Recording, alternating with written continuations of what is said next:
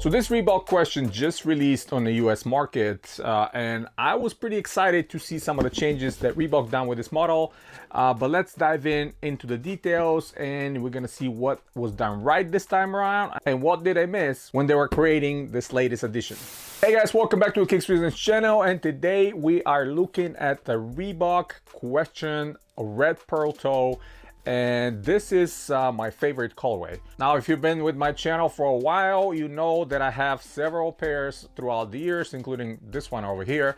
But I have the last edition of this one as well, which came several years back, I think 2016, 2017, maybe I'm wrong. There's been so many releases, but the last time these were released, if you follow my Instagram or saw my video, I had a very interesting story about them because they were released at Finish Line before the official announcement, before they were releasing at Reebok.com.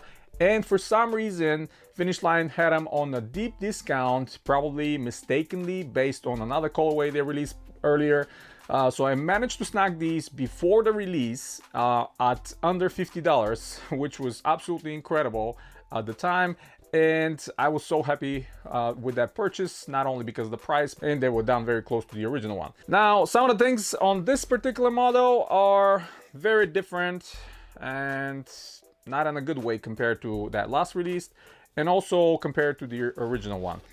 Now let's start with the big positives here. The white and red laces, these are the laces just like on the original one. So big props to Reebok to bring in this original detail, because I kind of missed that in the last release. They were only white laces, and now here we have the white and red. Very, very close to what the original one looked like. The other thing that it's very sort of kind of like the original and different than the previous release was the Hexalite pods. So the Hexalite pods on the last release, or pretty much a lot of the releases around that time, the Hexalite top, where the hexagonal shape was painted white, or the walls of the hexagonal cells were white. So when you wear these, you kind of see the white part. And this is more in line of the original one, when they were like kind of a milky clear colorway, for the lack of better explanation. So this is very close to what the original one looked like from a distance, especially. Obviously up close you can see the real Hexalite. Same is replicated down in the bottom, and this is not the Hexalite that you guys seen on my previous videos of the preseason models. This is the Hexalite that I've been using on the Question for a long time, which is not very close to the original one because the cell walls are very, very thick, and there's almost no give when you push it with your fingers. So yeah, this is a bit different. Now, of course, we have the translucent outsole with the giant Reebok and the red vector, always my favorite. We have the 3 in the back, and unfortunately a lot of the details that are carried over from the latest Question releases. What I'm talking about here obviously is the use of synthetic materials. So on the both lateral and medial side, the tumbled leather is genuine, but where the heel is and the back where the Question logo is, this is synthetic. And again, this is not a surprise. Actually, it is a surprise when you see it done in genuine leather.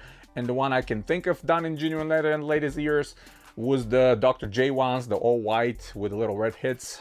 These ones had the leather right here, where in the back now it's all synthetic. Obviously the original one was all genuine leather. We don't have that here. On the tone, the tone is again synthetic leather, kind of stiff, a little stiffer than what I remember from other releases, but it's fine. You know, over time I know this is gonna crumble and crack, so wear your Questions if you want to enjoy them. We have Reebok on the sides, right at the lace loops, like always. Vector logo, and these are produced in December of 23, so very recently, again before the release. The toe box is not as pearlized as I remember it. This time around it looks a little bit more mute, a little bit more kind of a darker red instead of that bright shiny pearlized toe.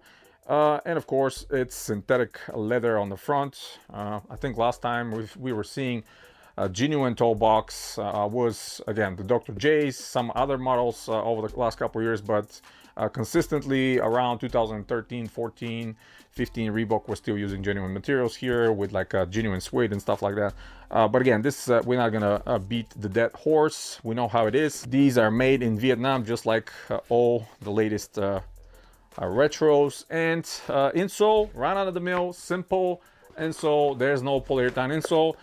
This one just features Reebok in red right on top of it. And actually this morning I had to throw away one of my original polyurethane insoles from our question because it was starting to crumble and it was very sticky, and I didn't want to ruin the shoes. So unfortunately, this is one of the huge negatives of having the crash pod polyurethane insole. It's just over time, it's unavoidable. It's gonna crack, it's gonna crumble, and it's gonna be extremely sticky, and it's gonna ruin your shoes. So if you wanna remove it to avoid that, it's probably advisable. Like these ones in the back here I have on the shelf, these I cannot wear because the insoles are inside and they have kind of infused themselves with the fabric, and it's kind of ruining the shoe. So now it's a display piece, unfortunately.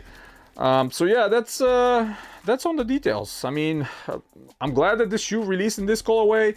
You guys remember the Blue Pearl Toe released last year, and I'm kind of surprised this time around the shoe didn't come in the blue and white and red vector box that the Blue Toe came out, because those were the original boxes the shoe came.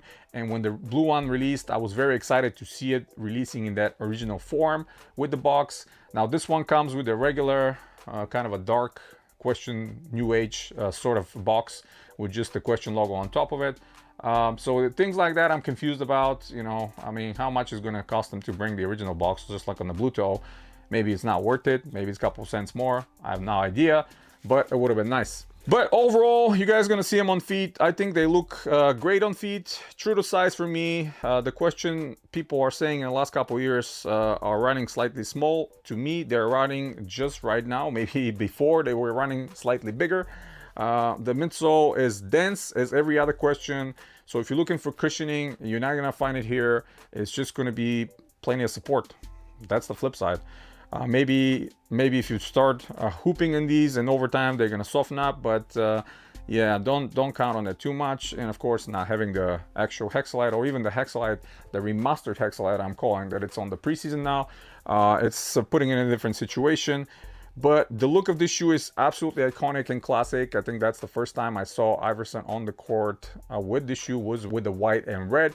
Obviously, the original one was a lot different with the toe lip over here with the Vector logo. There was no stitching. It was going over. Later, they changed that because when he was stepped on during games, this rubber piece will kind of flip over and unglue itself. So the stitching helps a little bit, but I still like the original look a little bit better, just because it was a little bit more stylish in my opinion. So yeah, that's pretty much it, guys. Hit the thumbs up if you like the video, stay tuned to the channel, subscribe if you're new.